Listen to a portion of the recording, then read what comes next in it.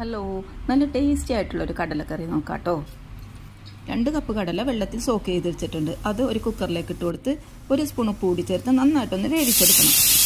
ഇനി ഒരു അടുപ്പിലേക്ക് ഒരു പാൻ വെച്ച് 2 സ്പൂൺ എണ്ണ ഒഴിച്ച ശേഷം 2 സവാള, 2 പച്ചമുളക്, 1 തക്കാളി, കുറച്ച് കറിവേപ്പിലയും കൂടി ഒന്ന് വഴറ്റിയെടുക്കണം.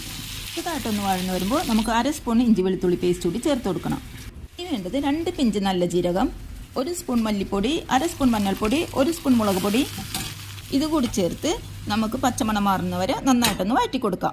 ഇത് തണുത്ത് കഴിയുമ്പോൾ ഒരു മിക്സിയുടെ ജാറിലേക്ക് ചേർത്ത് വേവിച്ച് വെച്ച 2 സ്പൂൺ കടലയും 1/2 കപ്പ് വെള്ളവും കൂടി ചേർത്ത് നന്നായിട്ടൊന്ന് അടിച്ചെടുക്കാം.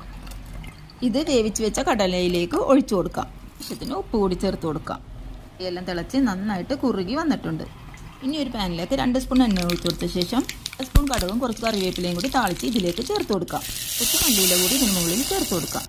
വീഡിയോ ഇഷ്ടമായാൽ ലൈക്കും ഷെയറും സബ്സ്ക്രൈബും ചെയ്യണേ.